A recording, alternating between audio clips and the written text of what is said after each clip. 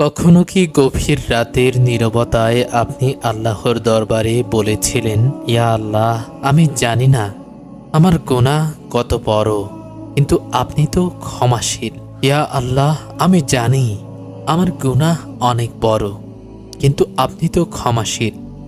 সেই মুহূর্তে আপনি কি অনুভব করেছিলেন এক ধরনের প্রশান্তি? আজ আমরা জানব ইস্তিগফারের শক্তি কতটা বিশাল, কেন আমাদের প্রতিদিন আল্লাহর কাছে ক্ষমা চাইতে হবে, আর কিভাবে এটি আমাদের জীবনের প্রতিটি দুঃখ, প্রতিটি কষ্ট, এমনকি রিজিকের সংকট থেকেও মুক্তি দিতে পারে। রাত তখন 2টা, শহরের সমস্ত বাতি নিভে গেছে, কিন্তু একটা জানালার আলো এখনো জ্বলছে।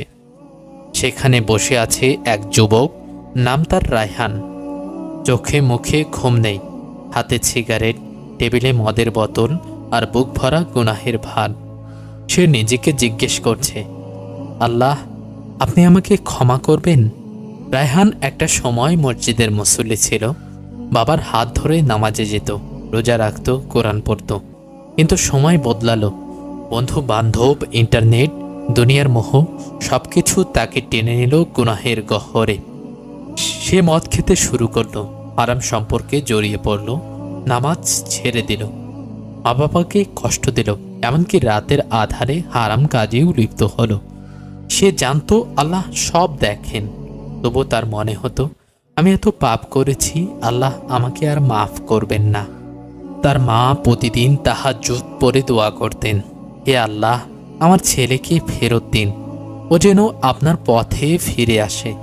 কিন্তু রায়হান তখন ঘুমিয়ে থাকত, কিংবা হারাম কোনো ওয়েবসাইটে ব্যস্ত থাকত। একদিন তার বাবা তাকে ধরে বললেন, তুই যা করিস কর, শুধু একবার আস্তাগফিরুল্লাহ বল। রায়হান রাগে গর্জে উঠল, আমার আর কিছু যায় আসে না, আমার তওবা আল্লাহ কবুল করবেন না। একটি রাত রায়হানের জীবন একদম বদলে দিল। সেই রাতে রায়হান একটা খারাপ পার্টি থেকে ফেরার পথে এক ভয়ানক অ্যাক্সিডেন্টে পড়ে। তার শরীর দুমড়ে মুচড়ে যায়। রক্তে ভেজা শরীর নিয়ে সে শুধু বলল, আল্লাহ, আপনি কি এখনো আমাকে দেখতে পান? হাসপাতালের বিছানায় 5 দিন ছিল রায়হান। কেউ ছিল না পাশে, শুধু একটা কোরআনের আওয়াজ কানে ভেসে আসছিল, কুল ইয়া ইবাদিয়াল্লাযীনা আসরাফু আলা আনফুসিহিম লা তাকনাতু মির রাহমাতিল্লাহ। বলো, হে আমার সেই বান্দাগণ যারা নিজেদের উপর সীমা অতিক্রম করেছ, তোমরা আল্লাহর রহমত থেকে নিরাশ হয় না। তার চোখ দিয়ে অশ্রু ঝরতে লাগলো। সে হালকা স্বরে বলল, আল্লাহ, আমি ফিরে আসতে চাই, শুধু একবার আমাকে ডাকুন।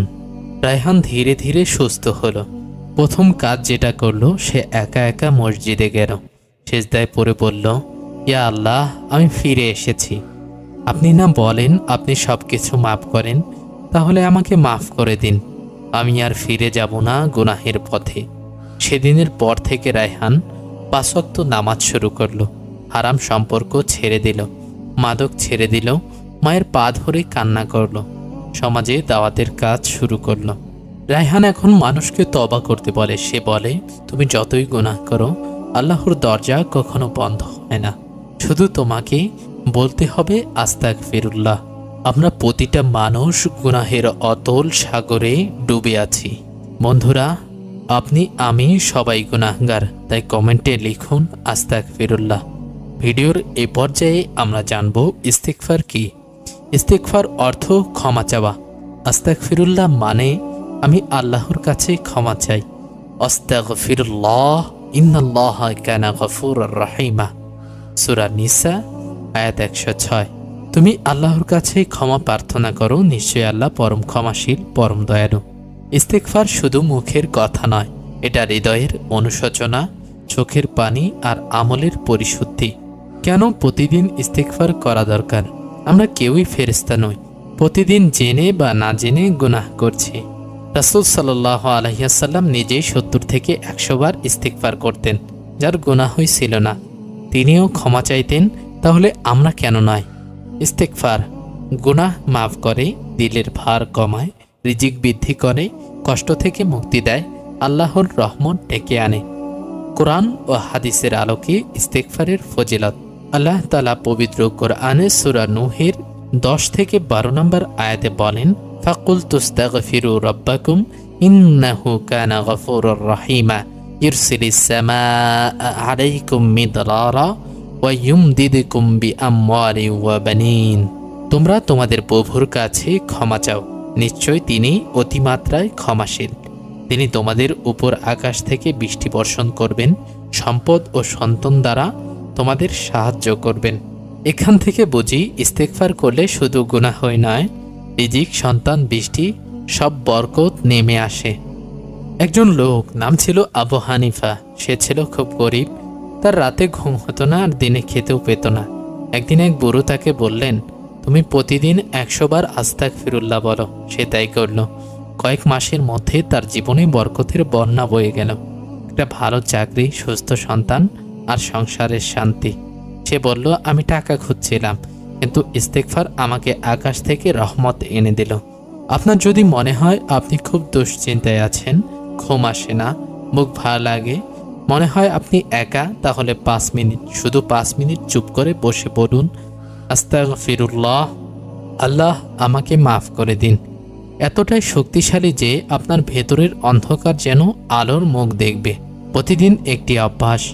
নবীজি সাল্লাল্লাহু আলাইহি ওয়াসাল্লাম বলেছেন, যে ব্যক্তি নিয়মিত ইস্তেগফার করবে, আল্লাহ তাকে প্রতিটি সংকট থেকে মুক্তির পথ দেখাবেন, প্রতিটি দুঃখের সমাধান দেবেন এবং অপ্রত্যাশিত উৎস থেকে রিজিক দান করবেন।